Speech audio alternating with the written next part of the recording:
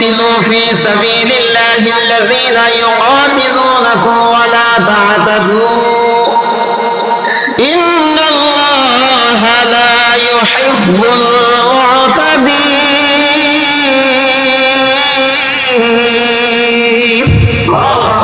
হে মুসলমান যুবকের দল হযরত জাফর রাদিয়াল্লাহু তাআলা আনহু আপনার আমার মতোই মায়ের সন্তান, আপনার আমার মতোই বিবাহ করেছেন।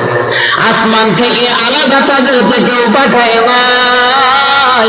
তারাও মানুষ, রক্তে মাংসের মানুষ, আপনি আমিও রক্তে মাংসের মানুষ।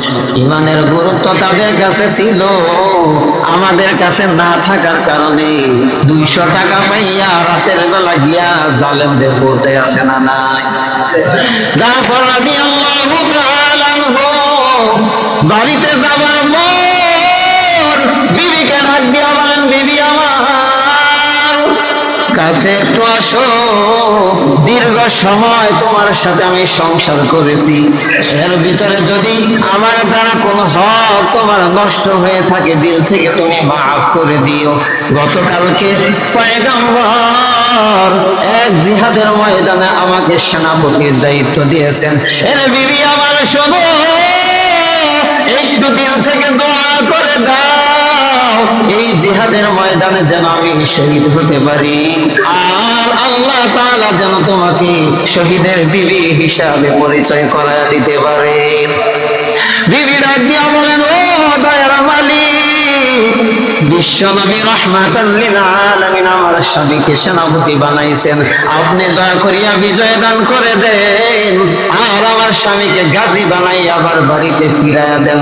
জাফর রাদিয়াল্লাহু তাআলা আনহু তরবারিরা গোড়ালি দিয়া বিবির হাতের মধ্যে আঘাত করলেন, আর বললেন, উল্টা দোয়া তুমি করো না, কারণ বিশ্বনবীর জবান দিয়া যেটা বের হয়েছে ওইটার প্রতি আমিও খুশি, আমার আল্লাহ খুশি হয়ে গেছে। আমি এই জিহাদের ময়দানে শহীদ হয়ে যাব, আমি চলে গেলাম। এই কথা বলে জাফর রাদিয়াল্লাহু তাআলা রওনা দিলেন, আর ছোট ছোট বাচ্চাগুলা পিছন দিক দিয়ে দৌড়ায় আর আব্বা আব্বা করে ডাকে। জাফর রাদিয়াল্লাহু তাআলা আনহু এক নজরের জন্য পিছনের দিকে তাকাইলেন না। বিবি গলা কাটা কৌতলের মতো জমিনে ছটফট করতেছে, একটা সেকেন্ডের জন্য তিনি তাকান নাই। জিহাদের ময়দানে চলে গেলেন। 3 জন যুবকের নেতৃত্বে 3000 লোক 1 লক্ষ কাফেরের বিরুদ্ধে জিহাদ করেছেন। হযরত আব্দুল্লাহ বিন রাওয়াহা দীর্ঘ সময় অনেকগুলা কাফেরকে শহীদ করে দেওয়ার পর নিজে শহীদ হয়ে গেলেন। যায়েদ রাদিয়াল্লাহু তাআলা আনহু তিনিও এবার শহীদ হয়ে গেলেন।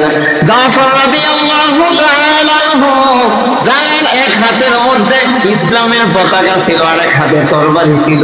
এই ডাইন হাতে তরবারি দিয়া অনেকগুলা কাফেরকে জাহান্নামে পাঠায়া দেওয়ার পর এক পর্যায়ে তার ডান হাতটা কেটে ফেলে দিল। এবার বাম হাতে তরবারি ধরেছে, বাম হাত কেটে ফেলে দিল।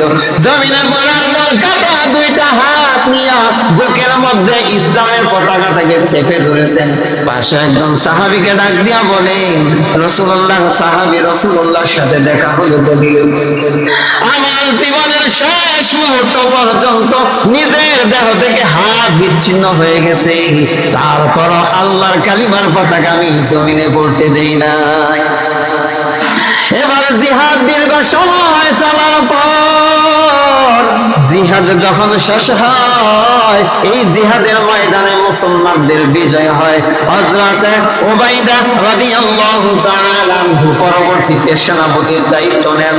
উনি জিহাদ শেষ হবার পর মুসলমানদের বিজয় হবার পর পুরা মাঠ যখন দেখালেন লাশ পড়ে আছে, লাশগুলা শহীদের লাশগুলো একত্রিত করতেছেন, তাকে দেখতেছেন মরুভূমির বালির উপর দিয়া অনেক দূরে ইসলামের পতাকা উড়তে দেখা যায়।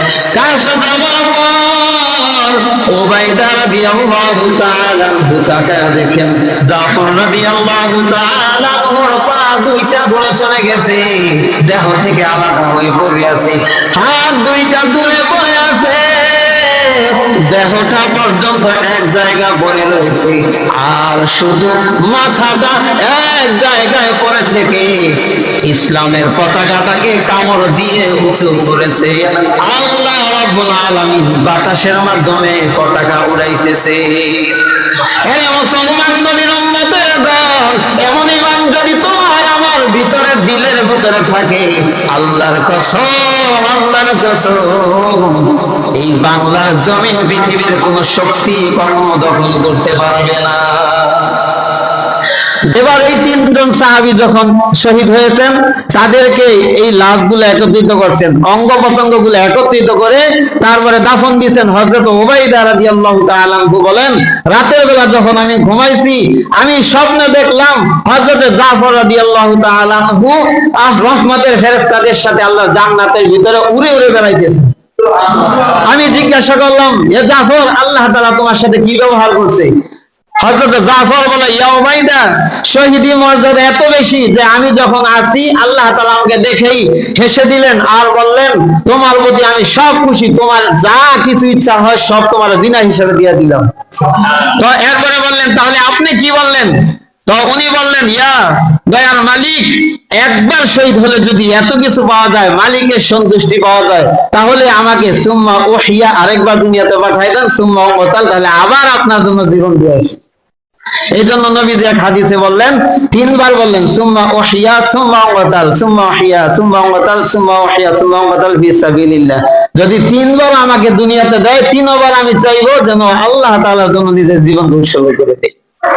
আল্লাহ রাব্বুল আলামিন আমাদের সবাইকে সাহাবায়েদের মতো ঈমান এবং চেতনা নিয়ে দ্বীনের পক্ষে, দ্বীন কায়েমের জন্য সব সময় নিজের দেশের মহব্বত দিলের ভিতরে রেখে কবরের যাত্রী হওয়ার তৌফিক দান করুক। মা তৌফিক ইল্লা বিল্লাহ।